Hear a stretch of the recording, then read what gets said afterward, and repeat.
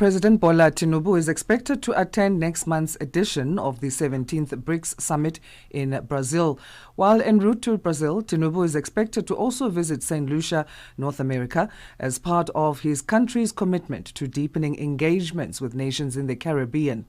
Nigeria's presidential spokesperson, Bayo Onanuga, said while in Saint Lucia, Tinubu will engage with the Governor-General and Prime Minister and address a joint session of the Senate and House of Assembly. Tinubu has been invited by Brazil's President Luiz Lula da Silva. For more on this, we're joined on the line by President of the Economics Association of Malawi, Dr. Bertha Bangara-Chikadza. Doctor, thank you so much for joining us. How are you this morning? I'm fine. Thank you so much. Brazil is expected to focus on promoting global governance reform and cooperation among global South countries. Let's talk about the importance of the BRICS Summit, what its aim of each summit will be as it rotates across the BRICS countries. Okay, so the BRICS Summit, which is going to be held in Rio de Janeiro from July 6 to 7, is themed on strengthening global South cooperation for more inclusive and sustainable governance.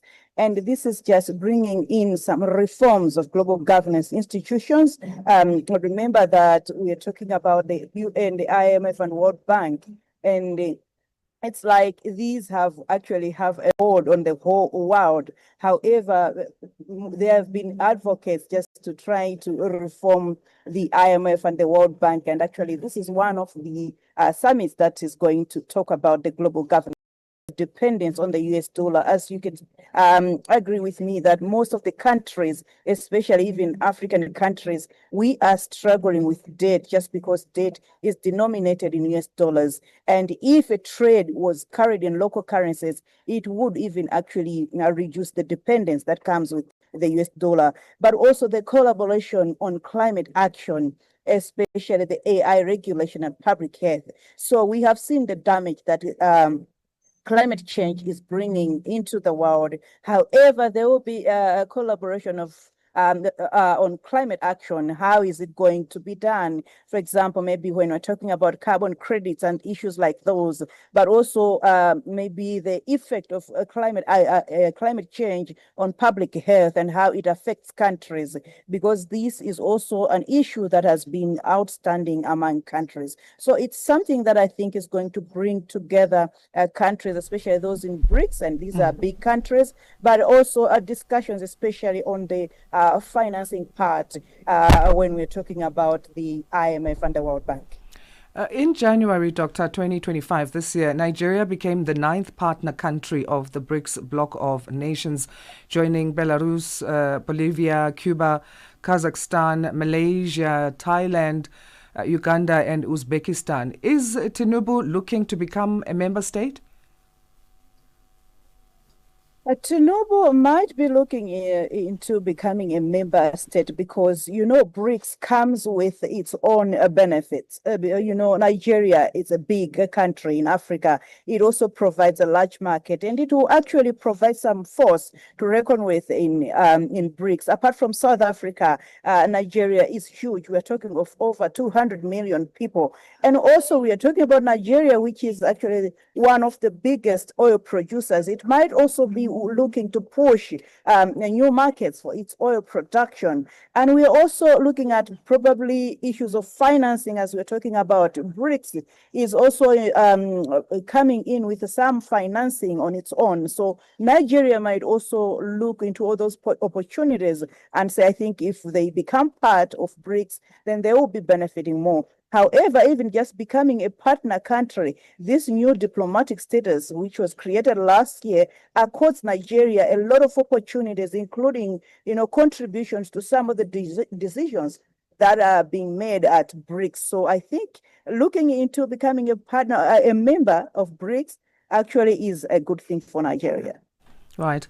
In terms of Nigeria's relationship with nations in the Caribbean, how would you describe this? And is the country positioned best to represent the region in good engagements with North America?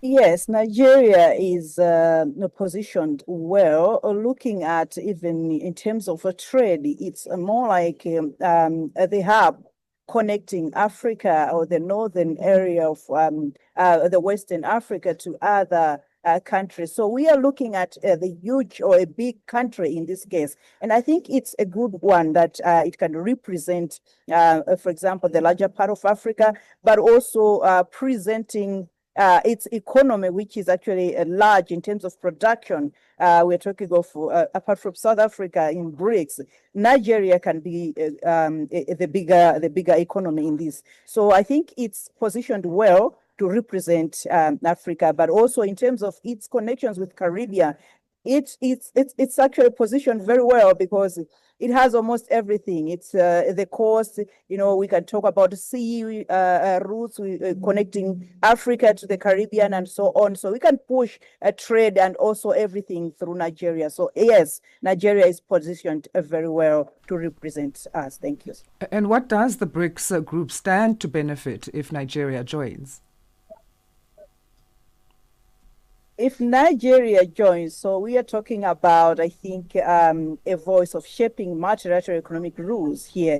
If Nigeria can actually contribute to the voice of de-dollarization, can contribute to the voice that is shaping climate finance, but also maybe South cooperation. We are talking about energy diplomacy because Nigeria is big in terms of oil production. And we are not talking just about a small country here. We're talking about a large country in terms of oil production. And I think BRICS is supposed to benefit from here because when you look at OPEC interests, then I think Nigeria is actually better placed in discussing this issue. So we're not talking about reforming global oil markets, promoting non-dollar trade, because we are talking about the trading in the usual currencies, the normal currencies, or apart from dollars. So I think these will bring benefit to BRICS because they might just be moving away from the dollar, which has always been chaining them for a long time. So adding Nigeria to the voice is actually a plus to BRICS. Russian President Vladimir Putin has confirmed that he will not be attending the summit due to an outstanding arrest warrant issued against him by the International Criminal Court. Do sanctions against bloc member leaders such as Putin pose a challenge to the business and mandate of the bloc? I don't think so, because the event remains a symbolic platform for emerging economies to assert influence in multipolar world. So if Putin is not attending, but it doesn't mean that his voice will not be amplified. So it doesn't really cost a lot. And we know it's not just Putin who is skipping. I think there is also President Xi Jinping from China. So the event will still go and their voice will still be represented despite them not attending physically. Doctor, thanks again for your time, and you do have a great rest of your day. We appreciate you. Yeah, thank you so much. That was the President of the Economics Association of Malawi, Dr. Bertha Bangara-Chikadza. Hey there, this is